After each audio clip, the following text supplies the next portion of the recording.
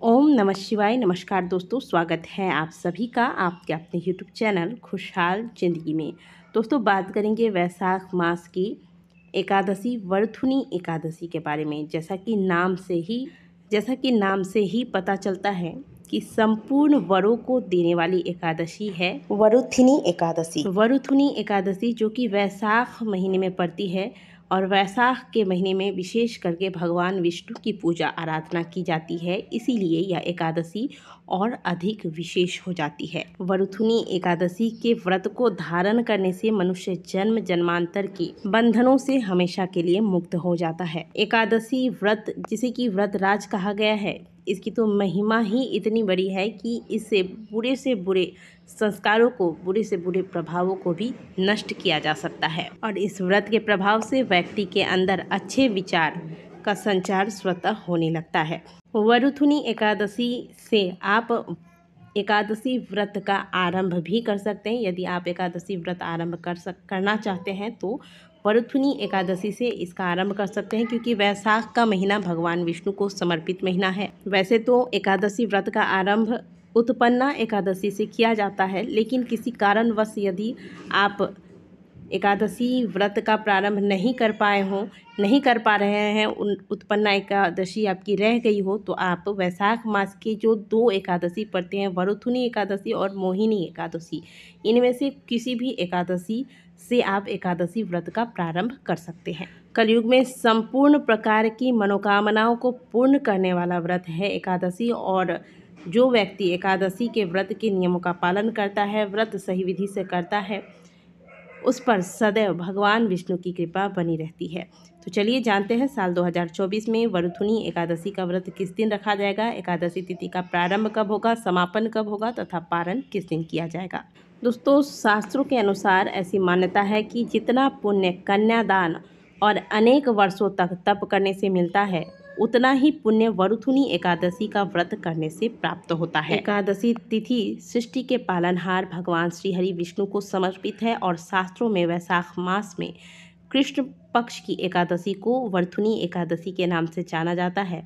पंचांग के अनुसार इस साल वैशाख मास के कृष्ण पक्ष की वरुथिनी एकादशी की शुरुआत 3 मई को शुक्रवार की रात 11:24 पर होगा तथा इस तिथि का समापन 4 मई को शनिवार के दिन रात 8:38 पर होगा। ऐसे में उदया तिथि के अनुसार वरुथिनी एकादशी का व्रत 4 मई दिन शनिवार के दिन रखा जाएगा। वरुथिनी एकादशी पर पूजा का शुभ मुहूर्त 4 मई दिन शनिवार को सुबह 7:18 से लेकर सुबह 8:58 तक है।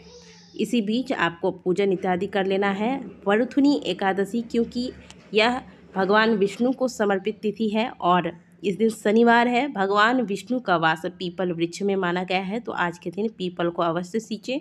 वैसे भी वैशाख का महीना चल रहा है, वैशाख का महीना एकादशी तिथि, और उस पर यदि आप पीपल सींचते हैं इस पावन अवसर पर, तो साक्षात भगवान विष्णु की कृपा पर होती है, क्योंकि विष्णु भगवान का वास पीपल वृक्ष में माना गया है।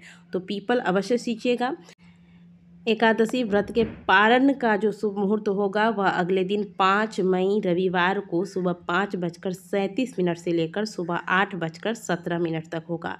इस बीच आपको व्रत का पारण कर लेना है। व्रत के पारण से पहले भगवान विष्णु को अन्न का भोग लगाएं, ब्राह्मणों के लिए दान निकालें तथा गौ माता को भोजन कराने के पश्चात ही व्रती को व्रत का पारण करना चाहिए।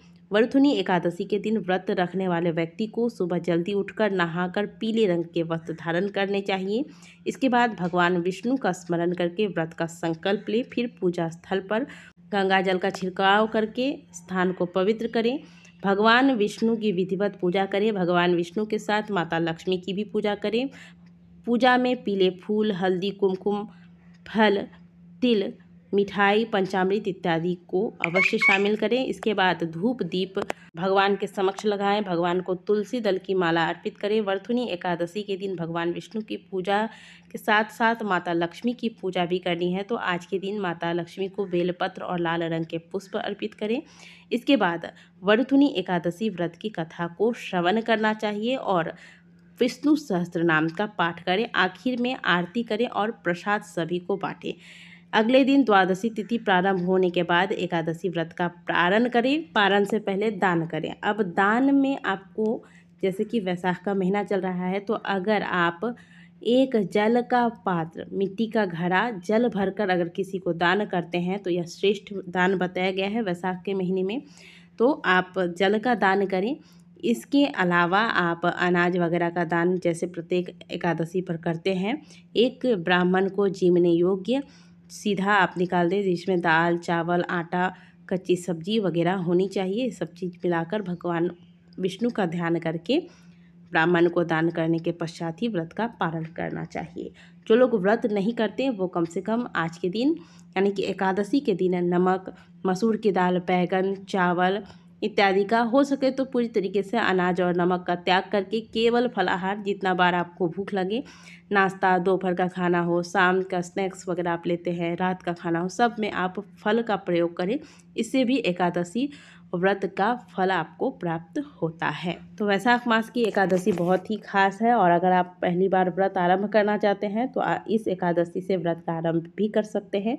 जो लोग व्रत नहीं करते हैं वो बताए गए नियमों के अनुसार आज के दिन भगवान विष्णु की पूजा करें और खान पान का ध्यान रखें और जितना हो सके भगवान विष्णु के मंत्रों का जाप करें, भगवान के नाम का कीर्तन करें, हरे कृष्ण मंत्र का जाप करें, या फिर यदि आप राधे कृष्ण राधे कृष्ण राधे कृष्ण जहाँ बैठे, जहाँ जो कार्य कर रहे हैं उसमें कृष्ण श्री कृष्ण कृष्ण कृष्ण इस प्रकार से भगवान का ध्यान करते रहें। तो दोस्तों, आशा करते हैं कि दी गई जानकारी आपको अच्छी लगी होगी। वीडियो अगर आपको अच्छी लगी है तो वीडियो को लाइक ज़रूर कीजिएगा। कमेंट बॉक्स में हर हर महादेव अवश्य लिखिएगा। मिलते हैं आपसे अगली वीडियो में। तब तक के लिए ओम नमः शिवाय, हर हर महादेव, राधे राधे।